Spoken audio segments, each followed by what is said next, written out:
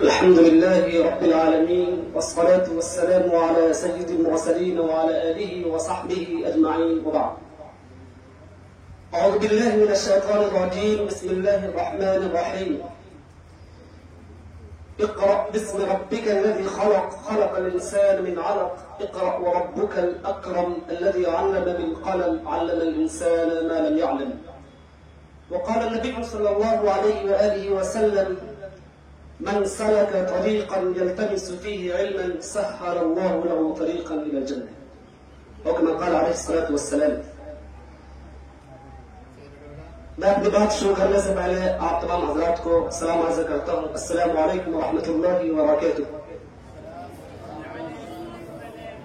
میرے لیے نہایت ہی فرحت و انبساط کا موقع ہے کہ میں آپ حضرات کے سامنے کچھ دیر اپنی بات رکھ سکوں. یہ وہ ادارہ ہے، یہ وہ مدرسہ ہے جہاں میں کھڑا ہو کر کے آج بات کر رہا ہوں. اس مدرسے کے ابتدائی طلبہ میں سے الحمدللہ میں بھی شامل ہوں. اللہ تبارک و تعالی نے مجھ ناچیز کو بھی یہ موقع عنایت فرمایا کہ میں اس ادارے کے اندر کچھ حاصل کروں، اور میں نے الحمدللہ حاصل کیا. آپ حضرات کے سامنے میں نے قرآن کریم کی جو آیات تلاوت کی ہے، ان آیات کا مطالعہ کرنے سے ہمیں یہ پتہ چلتا ہے کہ اسلام میں علم کو اللہ تبارک و تعالی نے جو درجہ اور مقام دیا ہے وہ کسی بھی شخص سے پوشیدہ نہیں ہے. اسلام کو گویا کہ دین العلم ہے، یہ علم کا دین ہے. قرآن کریم کی ابتدائی آیات جو شروع ہوتی ہے وہ بھی علم کی اہمیت ہی سے شروع ہوتی ہے.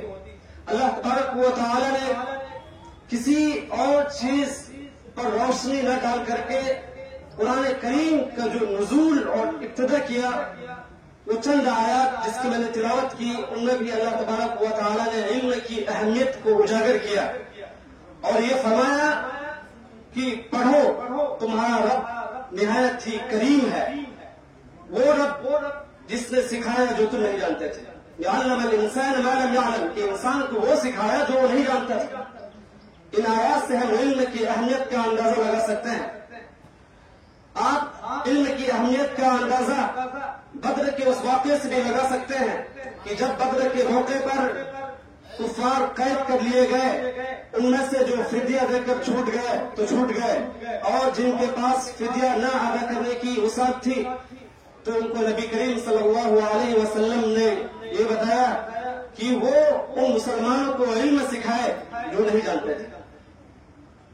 ان کا فدیہ کیا مقرر کیا کہ وہ بچوں کو تعلیم دے، علم سکھائے. علم کی اہمیت کا اندازہ اس بات سے لگا سکتے ہیں کہ نبی کریم صلی اللہ علیہ وسلم نے علم کی اہمیت پر روشنی ڈالتے ہوئے فرمایا کہ من سلک طریقا یلتمس فیہ علما سہل اللہ له طریقا الی الجنہ، کہ جو شخص بھی علم کی تلاش میں کسی بھی راستے پر چلے گا، اللہ تبارک و تعالی اس کے لیے جنت کا راستہ آسان کر دے گا. میرے عزیز دوستو، علم کیا ہے؟ علم روشنی ہے، علم زندگی ہے، علم معرفت الہی کا سب سے بڑا ذریعہ ہے. علم انسان کو وہ دیتا ہے جو وہ نہیں جانتا ہے. علم کی اہمیت پر اللہ تبارک و تعالی نے روشنی ڈالتے ہوئے فرمایا: قل هل يستوي الذين يعلمون والذين لا يعلمون، کہ آپ کہہ دیجئے کہ جاننے والا اور نہ جاننے والا یہ دونوں برابر نہیں ہو سکتے ہیں.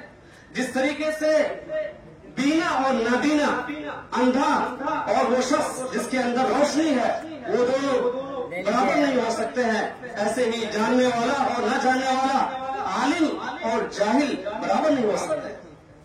جس طریقے سے تاریکی اور روشنی برابر نہیں ہو سکتی ہے، ایسے ہی علم کی اہمیت ہے کہ جو شخص جس کے اندر علم ہو، جس کے اندر معرفت ہو، وہ اللہ تبارک و تعالی کو پہچان سکتا ہے.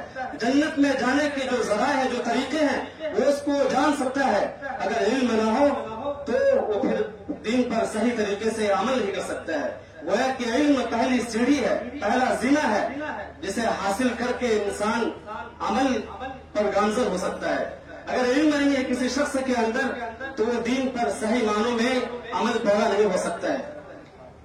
علم کی اہمیت قرآن کریم کے اس آیت سے ہم لگا سکتے ہیں کہ اللہ تبارک و تعالی نے इरशाद फरमाया यरफ़अल्लाहु अल्लज़ीना आमनू मिनकुम वल्लज़ीना यरफ़अल्लाहु अल्लज़ीना आमनू मिनकुम वल्लज़ीना कि अल्लाह तबारक व तआला जो तुम में से ईमान वाले हैं और जिनको अल्लाह ताला ने इल्म दिया है, अल्लाह ताला उनके मकाम और मर्तबे को बुलंद करता है। मैं अपनी इन्हीं चंद बातों पर अपनी बात को, अपने इस तकरीर को खत्म करना चाहता हूँ। अल्लाह ताला से दुआ करें कि अल्लाह ताला हमें इल्म नाफ़े हासिल करने की तौफीक अता फरमाए और अमल की तौफीक अता फरमाए और इल्म की अहमियत को समझने की तौफीक अता फरमाए। आमीन व आखिर दावाना अनिल हम्दुलिल्लाहि रब्बिल आलमीन।